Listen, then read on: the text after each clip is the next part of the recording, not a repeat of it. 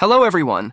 Asus has just released a new AMD graphics driver for the ROGAlly, and I'll be testing it on the Lenovo Legion Go to see how well it performs. I'll be showcasing both the strengths and weaknesses of this driver, depending on the game, and analyzing whether it brings any noticeable improvements or drawbacks. Stay tuned for a detailed breakdown of its performance across different titles. Both the latest stock drivers for the ROGAlly and the Lenovo Legion Go are based on AMD driver 24.121, which is one version behind the latest AMD driver 25.11. I don't recommend installing this driver because performance varies depending on the game. Some games run smoothly, while others experience significant stuttering. However, if you still want to try it out, I've left a link in the description to a video tutorial on how to install it. With this new driver, I've noticed better performance by setting AFMF2's search mode and performance mode to auto, paired with AMD Radeon Chill to cap the FPS. This combination helps maintain smoother gameplay while also providing stable performance on some games. This is the first game I'm testing today with the new driver, Hogwarts Legacy.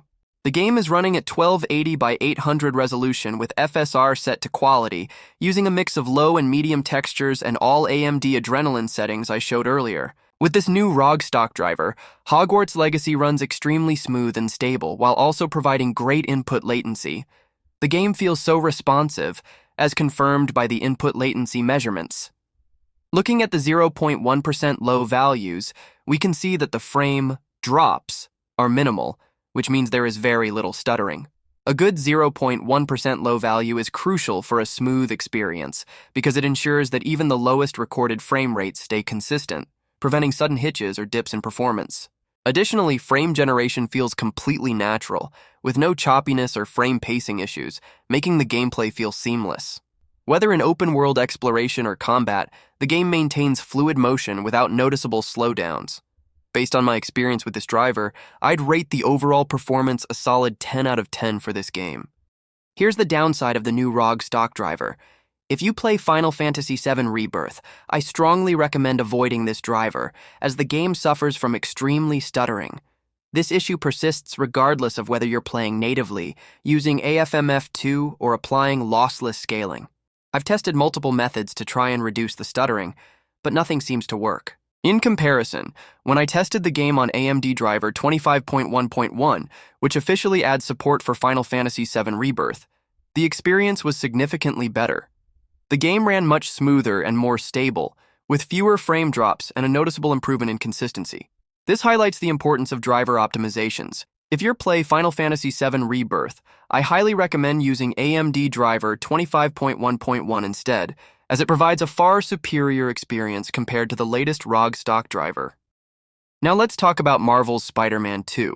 While overall performance is similar to AMD driver 25.1.1, there are some important considerations. When launching the game, you'll receive a message prompting you to update to AMD driver 25.1.1. Additionally, I encountered crashes when using auto VRAM, as well as when manually setting VRAM to 3 GB, 4 GB, or 6 GB. The game only runs properly when set to 8 GB VRAM. This is a major drawback compared to AMD driver 25.1.1, where the game works fine with 6 GB VRAM without stability issues. If you're using the new ROG stock driver and plan to play Marvel's Spider-Man 2, be aware of these limitations. Now, let's talk about Ninja Gaiden 2 Black. Since I usually test Radeon Chill, this time I decided to try AFMF2 with Radeon Anti-Lag instead. For AFMF2, I set both search mode and performance mode to auto. With this new ROG stock driver, the game performs significantly better than it did on AMD driver 25.1.1, which I tested yesterday. Frame generation feels smooth and natural, whether in combat or simply walking without enemies. This is a major improvement over AMD driver 25.1.1, where I noticed choppiness, especially when the character was walking. Input lag is also excellent, making the game feel responsive. Every action from attacks to dodging feels snappy and precise. Overall, Ninja Gaiden 2 Black runs better on this ROG stock driver compared to AMD driver 25.1.1, delivering a smoother and more enjoyable experience. In conclusion, based on my testing, this new ROG stock driver is a mixed bag. It's a 50-50 experience. If the driver works well with a game, it performs extremely well, delivering smooth gameplay, low input latency, and natural frame generation. Games like Hogwarts Legacy and Ninja Gaiden 2 Black run significantly better, offering a more stable and responsive experience compared to AMD driver 25.1.1. However, if the driver doesn't work well with a game, the performance issues are extremely bad. Games like Final Fantasy VII Rebirth suffer from extreme stuttering regardless of settings, making them nearly unplayable.